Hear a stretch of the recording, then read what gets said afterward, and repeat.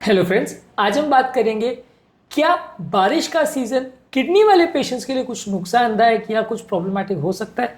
ज़्यादातर लोग बोलेंगे बारिश किडनी में क्या दिक्कत आएगी, बारिश का सीजन किडनी वाले पेशेंट के लिए कोई प्रॉब्लम नहीं कर सकता। एटलीस्ट ये कॉमन डिस्कशन का पॉइंट नहीं रहता कि किडनी पेशेंट्स को कुछ सावधानियाँ एक्स्ट्रा बरतने की आवश्यकता है यदि बारिश का मौसम है। आज हम डिस्कस करेंगे किन किन तरीके से बारिश के मौसम में किडनी वाले पेशेंट्स को प्रॉब्लम आ सकती है और उनको विशेष सावधानी रखने की ज़रूरत है। सावधानियां क्या है वो हम एक अलग वीडियो में डिस्कस करेंगे। आज हम मेनली बात करेंगे क्या प्रॉब्लम्स आ सकती हैं।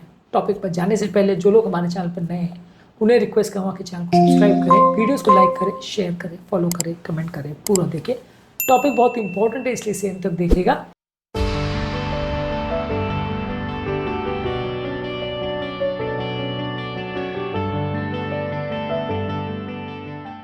चलिए शुरू करते हैं इंपॉर्टेंट वीडियो।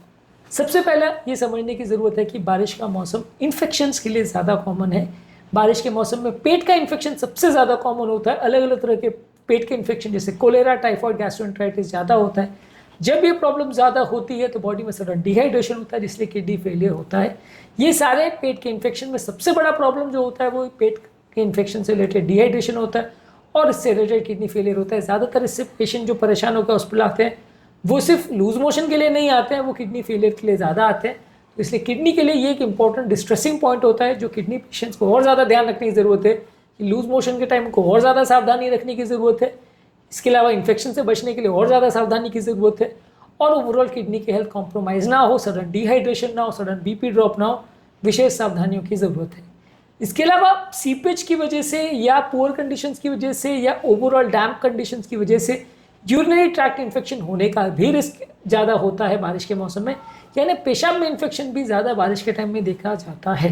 अलग अलग तरह के बैक्टीरियल और फंगल इन्फेक्शन बारिश के मौसम में ज़्यादा देखने को मिलते हैं। ये भी एक इंपॉर्टेंट कंसर्न किडनी पेशेंट के लिए हो सकता है क्योंकि बॉडी में मौजूद इन्फेक्शन उनकी कंडीशन को कॉम्प्रोमाइज़ कर सकता है। उनको ज़्यादा ध्यान देने की आवश्यकता है यदि मौसम की वजह से उनको इन्फेक्शन हो रहा है और इन्फेक्शन उनकी ओवरऑल पहले से कॉम्प्रोमाइज़ किडनी फंक्शन को और कॉम्प्रोमाइज़ कर रहा है। इसके अलावा बारिश के टाइम ह्यूमिडिटी की वजह से बॉडी में थोड़ा फ्लूइड रिटेंशन ज़्यादा होता है जिसकी वजह से पाँव में सूजन आने का प्रॉब्लम, खासकर लेग और एंकल्स के और बाकी पार्ट्स में सूजन आने का प्रॉब्लम कंपैरेटिवली ज़्यादा देखने को मिलता है। बारिश के टाइम फ्लूइड रिटेंशन ज़्यादा होता है। ओवरऑल ये हमारी हेल्थ को कॉम्प्रोमाइज़ कर सकता है, इसलिए बारिश के टाइम सूजन बढ़ने का प्रॉब्लम ज़्यादा देखने को मिल सकता है। इसके लिए आपको थोड़ा एडिशनल प्रिकॉशन लेना पड़ेगा।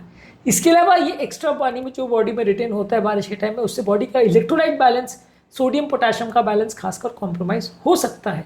तो बारिश के टाइम इलेक्ट्रोलाइट इश्यूज जो कि किडनी पेशेंट के लिए जीने मरने का सवाल हो जाता है, इस पर विशेष ध्यान देने का ज़रूरत है। ये ज़्यादा आपको चेंजेस देखने को मिलेंगे। खाने पीने में भी सिग्निफिकेंट चेंजेस बारिश के टाइम देखने को मिलते हैं। ये भी ओवरऑल आपकी हेल्थ को और किडनी को कॉम्प्रोमाइज़ कर सकते हैं। खाने पीने में जो विशेष चेंजेस देखने को मिलते हैं उसमें कुछ सीजनल फूड ज़्यादा जो मिलते हैं उसमें पोटेशियम, फॉस्फोरस और सोडियम ज़्यादा होता है। इनको प्रॉपरली ध्यान देने की ज़रूरत है क्योंकि ये आपकी ओवरऑल हेल्थ को कॉम्प्रोमाइज़ कर सकता है, ओवरऑल आपके इलेक्ट्रोलाइट बैलेंस को कॉम्प्रोमाइज़ कर सकता है। किडनी पेशेंट्स के लिए एक इंपॉर्टेंट इशू हो सकता है। इसके अलावा आपका ओवरऑल हाइड्रेशन कई बार कॉम्प्रोमाइज़ हो सकता है जब आपको किडनी का प्रॉब्लम है। कई बार क्योंकि वातावरण में ह्यूमिडिटी होती है, लोग को प्यास कम लगती है, लोग पानी कम पीते हैं। डिहाइड्रेशन किडनी पेशेंट्स के लिए सबसे बुरा माना जाता है, तो वो उनकी हेल्थ को कॉम्प्रोमाइज़ कर सकता है।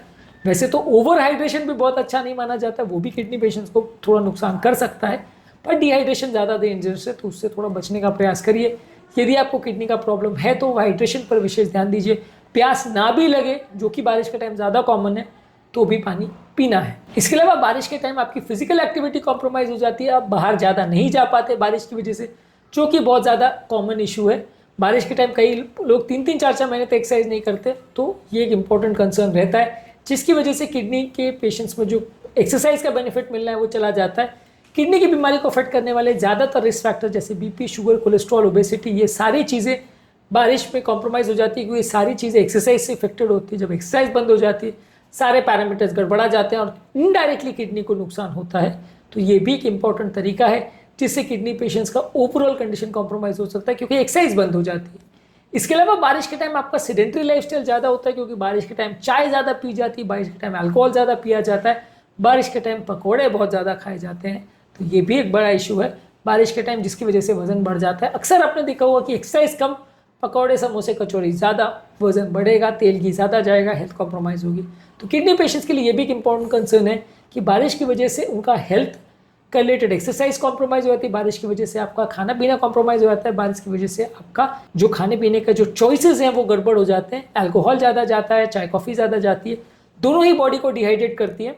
बारिश के टाइम देखिए कई लोग जो नॉर्मली घर में 1-2 चाय पीते हैं वो ऑब्वियस सी बात है 4-5 चाय हो जाती है, तो वो किडनी को डिहाइड्रेट करता है, तो बॉडी के लिए नुकसानदायक है।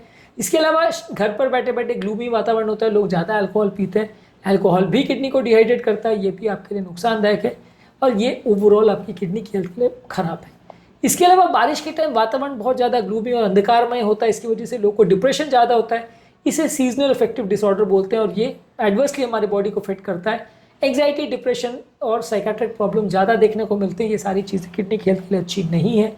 तो सीजनल इफेक्टिव डिसऑर्डर्स और साइकाट्रिक प्रॉब्लम्स बारिश के टाइम घर पे बैठे बैठे लोग को ज़्यादा देखने को मिलती है। इसके अलावा दवाइयों के मामले में लोग ज़्यादा लापरवाह हो जाते हैं, लोग 3-3, 4-4 महीने, 6-6 महीने डॉक्टर के पास नहीं जाते हैं, तो दवाइयाँ कभी कभी बंद हो जाती हैं। बारिश की वजह से आसपास की दुकानों में जा जाके दवाइयाँ लेना भी लोग को मुश्किल होता है। कई बार जहाँ बहुत ज़्यादा बारिश होती है, स्टोर्स दूर होते हैं, तो लोग जाते नहीं है, बहाना बना लेते हैं, कई दिनों तक इसलिए दवा बंद हो जाती है। तो ये सारी चीज़ें आपकी overall blood pressure, sugar, cholesterol के कंट्रोल को कॉम्प्रोमाइज़ कर सकती है, इससे आपका ओवरऑल कंडीशन कॉम्प्रोमाइज़ हो सकता है और ओवरऑल आपका किडनी फंक्शन कॉम्प्रोमाइज़ हो सकता है। इसके अलावा बारिश के टाइम जो आप दवाइयाँ स्टोर करते हैं वो भी कॉम्प्रोमाइज़ हो सकती है, क्योंकि बारिश की वजह से सीलन में कई दवाइयाँ खराब हो जाती है, आप उनको खाओगे ज़रूर पर वो असर कुछ नहीं करेगी, तो इससे आपकी ओवरऑल हेल्थ बिगड़ सकती है। आप दवा खा तो रहे हो, रिलीजियसली खा रहे हो, अच्छे से खा रहे हो, लेकिन असर ही नहीं करेगी तो फिर फ़ायदा क्या। तो ऐसे केसेस में आपकी ओवरऑल हेल्थ बिगड़ सकती है यदि आप बारिश में ध्यान नहीं देते हो और यदि आप बारिश में दवाइयों का विशेष ध्यान नहीं देते हो। तो आज के टॉपिक में बारिश के मौसम में किडनी पेशेंट को क्या इंपॉर्टेंट प्रॉब्लम्स हो सकती है, इस पर हमने बात करी। इसके अलावा एक सेपरेट वीडियो में हमने ये बात करी है कि किडनी पेशेंट को क्या प्रिकॉशंस रखनी चाहिए बारिश के टाइम, उस वीडियो को भी ज़रूर चेकआउट करें। इसके अलावा बाकी सीजन्स में हार्ट और किडनी पेशेंट्स को या अलग अलग सिस्टम में क्या क्या ध्यान रखने की आवश्यकता है, इस पर हमने अलग अलग वीडियोज़ किए, इन वीडियोज़ को ज़रूर देखें। टॉपिक एंड करने से पहले जो लोग हमारे चैनल पर नए हैं उन्हें रिक्वेस्ट करूँगा कि चैनल को सब्सक्राइब करें, वीडियोज़ को लाइक करें, शेयर करें, फॉलो करें, कमेंट करें, पूरा देखें।